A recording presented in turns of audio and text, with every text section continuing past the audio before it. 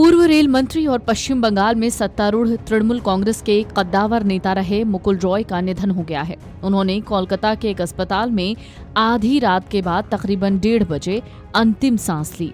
वो 71 साल के थे और लंबे समय से कई बीमारियों से जूझ रहे थे। मुकुल रॉय मुख्यमंत्री ममता बनर्जी के करीबी सहयोगियों में से एक थे। एक समय में उन्हें टीएमसी में नंबर 2 लीडर माना जाता था। इसके साथ ही मुकुल रॉय पार्टी के क्राइसिस मैनेजर भी थे। साल 2011 में जब तृणमूल कांग्रेस ने 34 सालों के वाम शासन को खत्म कर सत्ता हासिल की और ममता बनर्जी मुख्यमंत्री बनी, तब पार्टी को मजबूत करने में रॉय की भूमिका अहम थी। साल 2015 तक महासचिव रहते हुए उन्होंने माकपा और कांग्रेस से कई नेताओं को पार्टी में शामिल कराया। हालांकि उनका नाम शारदा चिटफंड घोटाले और नारदा स्टिंग ऑपरेशन से जुड़ने के बाद वो विवादों में रहे। पार्टी नेतृत्व से मतभेद बढ़ने पर मुकुल रॉय नवंबर 2017 में बीजेपी का दामन थाम चुके थे। रॉय ने जमीनी स्तर पर बीजेपी का संगठन मजबूत करने में भूमिका निभाई और 2019 के लोकसभा चुनाव में पार्टी को राज्य में 18 सीटें दिलवाने का क्रेडिट भी उन्हीं के नाम जाता है। ममता बनर्जी की तरह ही मुकुल रॉय ने भी बंगाल में यूथ कांग्रेस से अपने राजनीतिक करियर की शुरुआत की थी। तृणमूल कांग्रेस की स्थापना के बाद उन्होंने पार्टी में ममता बनर्जी के साथ मिलकर काम किया। उन्हें पार्टी का महासचिव बनाया गया। इसके बाद मुकुल रॉय दिल्ली में पार्टी का प्रमुख चेहरा बनकर उभरे। साल 2021 के विधानसभा चुनाव में वो कृष्णानगर उत्तर से बीजेपी विधायक निर्वाचित हुए। हालांकि बीजेपी के साथ भी उनका रिश्ता ज्यादा वक्त तक नहीं चला और जून 2021 में वो फिर तृणमूल कांग्रेस यानी टीएमसी में लौट आए।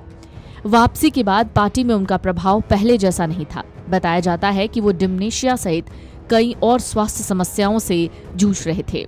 इसी बीच 13 नवंबर 2025 को कलकत्ता हाई कोर्ट ने दल बदल विरोधी कानून के तहत उन्हें विधायक पद के लिए अयोग्य घोषित कर दिया। अदालत ने 2021 में बीजेपी के टिकट पर चुनाव जीतने के बाद सत्तारूढ़ तृणमूल कांग्रेस में शामिल होने को आधार बनाते हुए ये फैसला सुनाया। मुकुल रॉय का राजनीतिक सफर, बंगाल की राजनीति में उनकी रणनीतिक भूमिका, विवादों और लगातार बदलते राजनीतिक समीकरणों के लिए याद किया जाता है। दरअसल मार्च 2023 में मुकुल रॉय की हाइड्रोसेफल्स के लिए ब्रेन सर्जरी हुई। ये डिसऑर्डर दिमाग में सेरेब्रोस्पाइनल फ्लूइड जमा होने से होता है, जिससे इंट्राक्रेनियल प्रेशर बढ़ जाता है। जुलाई 2024 में उनके घर पर गिरने से सिर में चोट लगने और ब्लड क्लॉट हटाने के लिए सर्जरी के बाद उनकी हालत और खराब हो गई थी। क्रॉनिक डायबिटीज, सांस लेने में दिक्कत और लगातार हाई ब्लड शुगर लेवल की भी दिक्कत थी। इन वजह से उनके आखिरी सालों में उनकी सेहत बहुत कमजोर हो गई थी।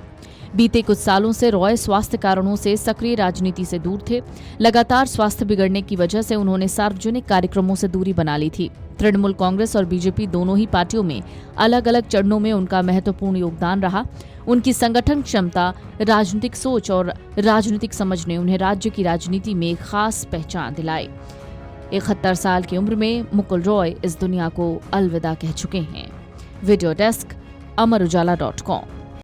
अगर आप ये वीडियो YouTube पर देख रहे हैं तो हमारे चैनल को सब्सक्राइब कर बेल आइकन दबाएं और Facebook पर देख रहे हैं तो हमारे पेज को लाइक करें।